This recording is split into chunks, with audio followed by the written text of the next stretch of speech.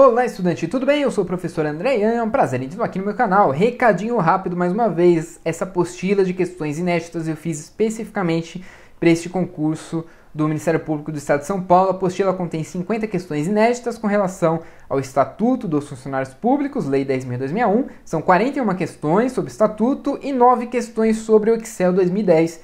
Então vai te ajudar. Todo o gabarito está comentado, a apostila custa R$19,90, você pode pagar no cartão ou boleto, você recebe ela por e-mail, uma apostila digital em formato PDF, comprando no cartão libera na hora, você recebe um e-mail e faz download, comprando no boleto em até 3 dias úteis. O gabarito está comentado questão por questão, temos também nessa apostila tabelas de projeção, que é basicamente o histórico da banca, o que ela costuma mais cobrar, e também a minha opinião, eu disse, aqui tá na tabela, tá tudo na apostila, quantas questões e de quais assuntos eu acho que vai estar na tua prova, para tentar te auxiliar a você estudar as coisas certas agora na reta final. Primeiro link na descrição, você adquire essa apostila. Inscreva-se no canal porque farei uma revisão de véspera na semana da prova, gratuita, de todas as matérias com que vai cair na tua prova. Você vai ver o que vai estar naquele vídeo na revisão de véspera, é o que vai cair na tua prova. Se inscreve aqui embaixo, assim você recebe a informação, certo? A atualização, a notificação quando eu postar este vídeo.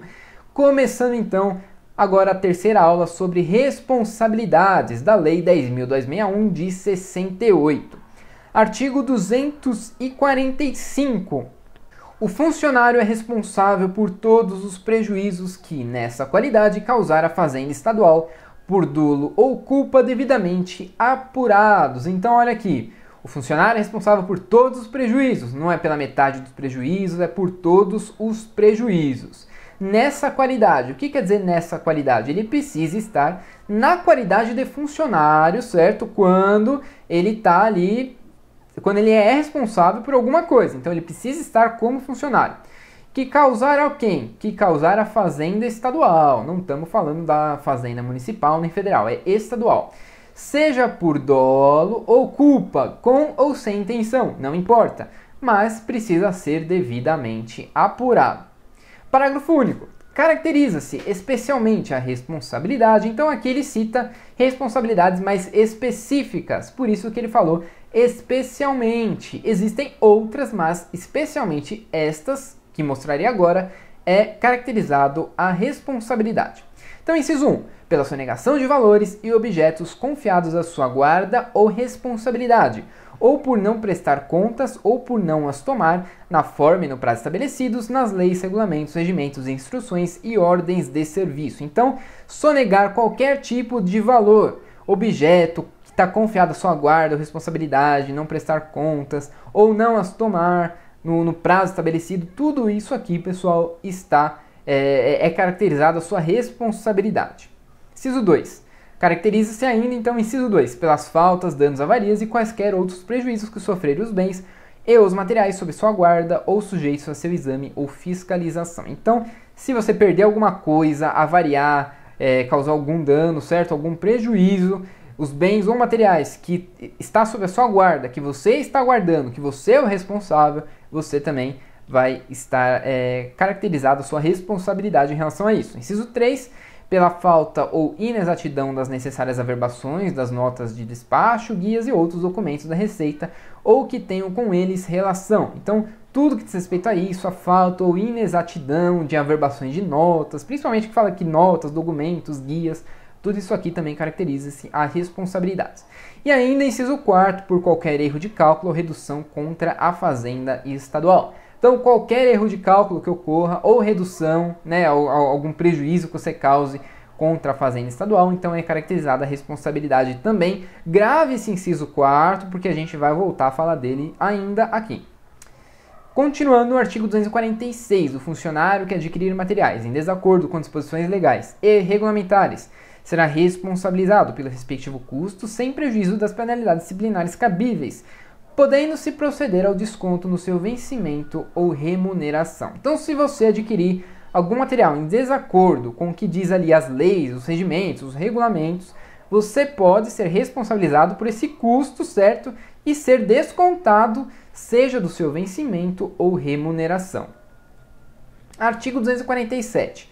Nos casos de indenização à fazenda estadual, ou seja, quando você, funcionário, for indenizar a fazenda estadual por algum erro, etc., o funcionário será obrigado a repor de uma só vez a importância do prejuízo causado em virtude de alcance, desfalque, remissão ou omissão. Memoriza essas 4 palavrinhas.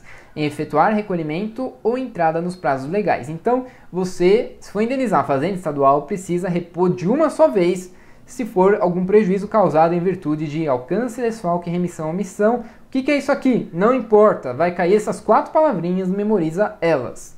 Artigo 248. Então, fora dos casos incluídos aqui, nesse artigo anterior, ou seja, se não for alcance, desfalque, remissão ou omissão, se não for em relação a isso, a importância da indenização, então se não for em relação àquilo, a indenização, ela pode ser descontada também do seu vencimento ou remuneração, aí não pode exceder o desconto a 10ª parte do valor desses. Então vamos lá, se for relativo à indenização que tenha algum prejuízo causado por alcance, desfalque, remissão ou omissão, é de uma só vez. Se não for em relação a isso, precisa ser descontada, mas não pode ser superior à 10ª parte do valor do seu vencimento ou remuneração, entendeu?